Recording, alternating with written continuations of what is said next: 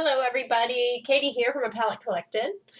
Today I'm going to show you a little bit of my post-production process. Basically I'm going to be taking this image of these beets, turning them into this image, nice cleaned up version, and then showing you how to extend the background like this so that you can then use it for graphic design or vouchers, business cards, any kind of design is a great tool to be able to extend your background. So the very first process, the beginning of my process goes like this. I always duplicate my background layer. So you always want to have a place to go back to. I always start out with my healing brush tool and I go through and I click and I get rid of any of these large eyesores. I like to make sure that my brush is approximately the same size as the eyesore that I'm removing. So you can see that I might, increase my brush for this spot, but I will decrease it for this little spot here. Basically, I'm going to go through the entire image and get rid of these major spots like this. And any like stray hairs like this or this, we shot this on basically a chalkboard, so it did have a lot of texture, a lot of stuff can get caught in it. Now I might spend about 30 minutes or so just doing this, maybe 15 minutes, going through each little spot, little eyesore, cleaning it all up. That is always the very first step in my editing process. Now when I have gotten that to a point of my liking, and I move over to the clone stamp tool. The clone stamp tool is great because it takes care of areas that the healing brush tool cannot take care of. The healing brush tool is great for areas of high contrast and for little hairs. The clone stamp tool is much better in areas of high texture. So for instance, this break right here, let me take a step back and actually show you, now that you have duplicated your background layer, you can turn it on and off so that you can keep an eye on what you're doing. What I do in my personal process is I like to use the F word in Photoshop, which is flatten. Now, this is just part of my process. Not everybody likes to flatten, but when I get to an editing point where I'm happy with all the eyesores that I've gotten out, I'm going to go ahead and flatten that and create a new layer, and I can kind of start over, and I've got all that editing behind me. It's good to go. So now I'm starting on a new layer, the whole new set of edits, and that's going to be using the clone stamp. And I want to get rid of this break here because we want our beets to look as fresh as possible.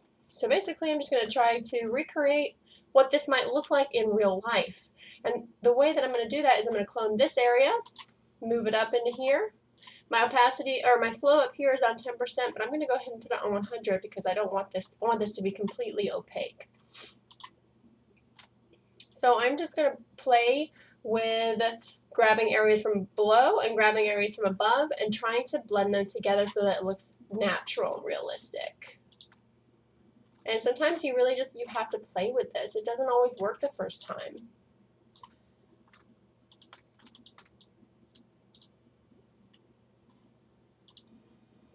So I'm starting to get this to the point where it is starting to somewhat look realistic. And you can see what I've done. It's not perfect, but for the purposes of what I'm showing you, it's going to be good enough for right now. I'm also going to go ahead and source this black area, get rid of this little eyesore here. And the little trick is if you make your brush size smaller, it creates a harsher edge. And because this is a stock, it is going to have a harsh edge in real life. So that's what I want to recreate with my clone stamp. So I'm going to make the small brush work for me regarding that. So after I have done all that, I'm going to show you a couple things on these leaves because this is really cool. Just the healing brush tool really makes these leaves look so fresh when you get rid of all these little spots. It makes such a huge difference. So I would go through and literally get rid of every spot on this leaf. I can show you the final here, and you can do a little comparison. I would be working on a PSD file, but for the purposes of this video, just using a JPEG. So yeah, you can see how much cleaner that is. The after and the before, after, before. So I would go through and I would do all of that very meticulously. And then when I get it to a point that I like, I go ahead and flatten, and I start to use my actions. I use Florabella actions a lot. I use the classic workflow, and I love them. I absolutely love them. So let me show you the actions that I've used on this. Lavender haze is one of my favorite actions. Basically, if you don't know what actions are, they're just sets of presets that make your workflow go much, much, much more easily and quicker. So basically, I go through all these and I see which one brings out in the photo the mood that I'm looking for. And in this case, I use a little bit of lavender haze. I'll show you what this all looks like without any additional actions. So this is before. This is all cleaned up, edited. This is not cleaned up and not edited. But just using the healing brush tool and the clone stamp, I created this cleaned up version. Then I start to add actions. So little by little, I added this lavender haze at a 22% opacity. I never use 100%, never even go close to that because you could see what it does. That's not what we're going for in these naturalistic photos. So then I love also modern color is a huge favorite of mine. It turns all of your shadows into this nice blue feel. Add a little drama, increase the contrast and the depth, the darkness, and then I start to add my own little edits, curves. I brought down the highlight here on this beet head, so just to lower the exposure so you can see more detail. Richer, deeper is another action I use to increase the richness, really, and then a little bit of curves to get a little bit more darkness in this bottom right corner. And a little bit of hue saturation to pump up the saturation in the stalk of the beet, so it really brought out that pink and contrasted beautifully against the dark background and with the green leaves.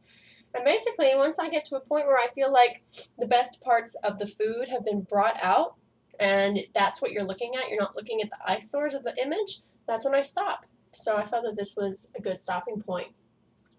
So the next thing I'm going to show you is how to extend your canvas so that you can use an edited photo for more of a graphic design feel. Basically, all you have to do is open a document the size that you want it to be, attach your image here like I've done, just resized. This is a 8.5 by 11 sheet of paper size. Then what you're going to do is take your selection tool, your square selection tool, select approximately the area here, and then grab your brush and select the edge here. We want the edge to blend, so we're going to select this edge color very deep, but not quite super black. It's got some purples in there. So, and then I'm going to take the gradient tool, and if you pull across the gradient here,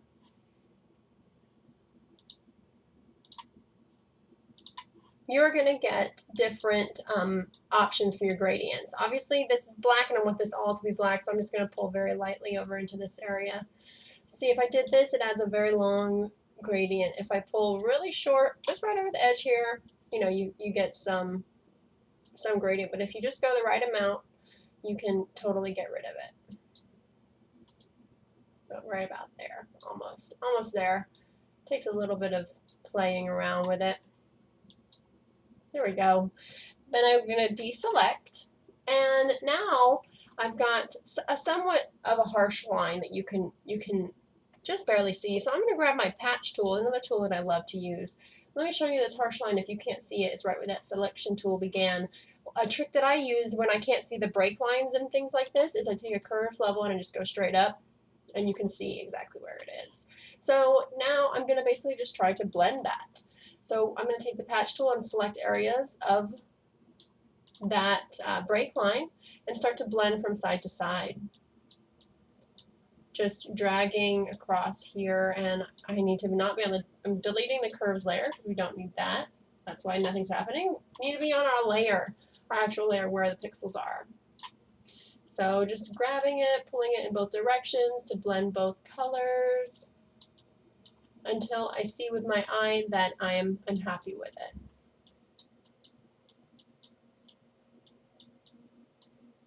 So now let's see what that looks like. I mean, to my eye, I can see a few blemishes, but it is looking more blended overall. So now let's go ahead and grab our curves layer and see what that did. So you can see how it's been blended a little bit more. And I'm happy with that. So that is how you can extend your background. Very easy, very, very easy. In this one, I just had a different canvas size. It's a little bit larger. But you can have any size you want. And then you can just, you know, use your text here.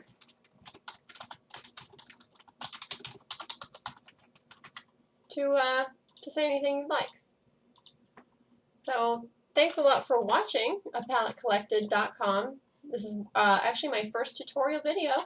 Much more to come soon, and thank you so much for watching. I'll talk to you guys later. Bye.